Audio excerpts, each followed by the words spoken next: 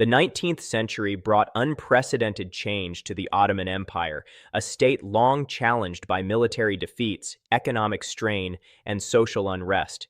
Amid these pressures, the empire undertook ambitious programs to modernize its infrastructure. Railways, telegraphs, ports, and roads were constructed, connecting distant provinces, facilitating trade, and strengthening administrative control.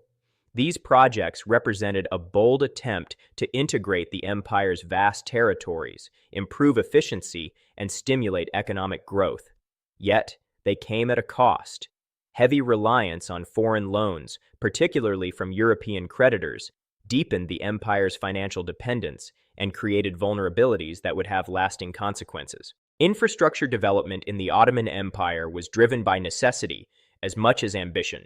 The empire's extensive territories, stretching from Anatolia to the Balkans and from the Middle East to North Africa, were historically difficult to govern and protect. Communication was slow, supply lines were tenuous, and trade routes were fragmented. Reform-minded rulers recognized that economic and administrative modernization required physical integration, railways to move goods and troops, telegraphs to transmit orders, and ports to facilitate commerce. The first major projects focused on strategic locations. Railways were laid to link major cities, military bases, and trade centers. Lines connecting Istanbul to the Anatolian interior and toward key ports enabled faster transport of agricultural produce, raw materials, and manufactured goods. The telegraph network, though limited at first, allowed for near-instant communication across long distances, a revolutionary change for administration and military coordination. Ports were modernized to handle larger ships, accommodating growing trade with Europe and the Middle East. These projects yielded immediate benefits. Trade expanded as markets became more accessible. Military mobility improved, enabling quicker response to internal unrest and external threats. Administrators could oversee distant provinces more effectively, enforce tax collection, and coordinate reforms. Urban centers flourished, and regional integration enhanced the sense of imperial unity. However, the scope of these projects quickly revealed the empire's financial limitations. Domestic resources were insufficient to fund such ambitious programs. The state turned to European loans to cover construction costs, equipment purchases, and technical expertise. Credit agreements with British, French, and German financiers became the backbone of Ottoman infrastructure financing.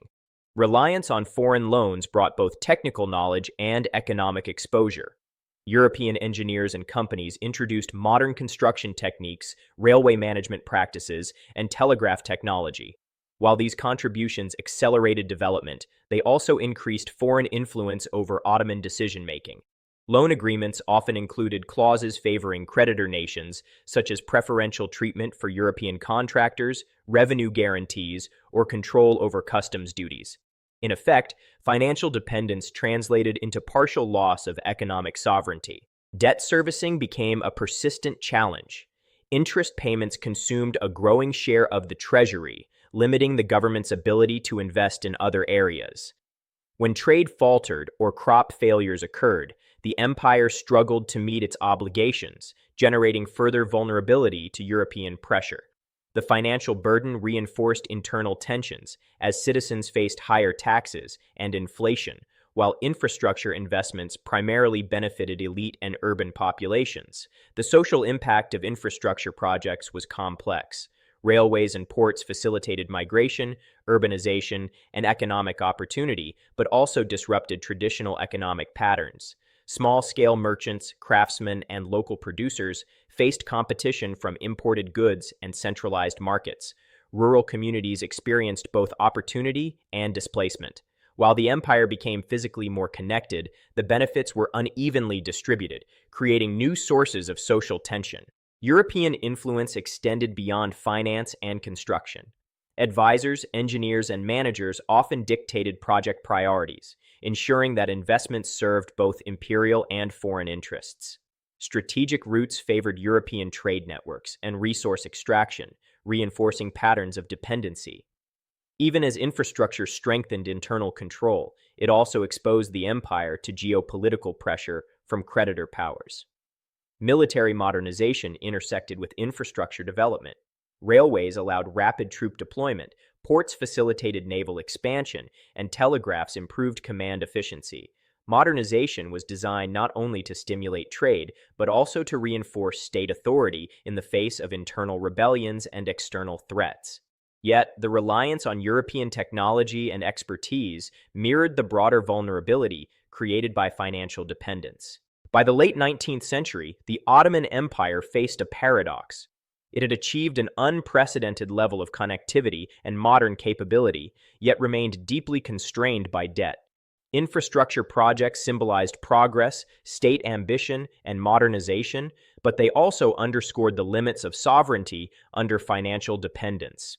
European powers could leverage loans, contracts, and technical control to shape Ottoman policy, creating a subtle form of influence that complemented overt diplomatic and military pressure.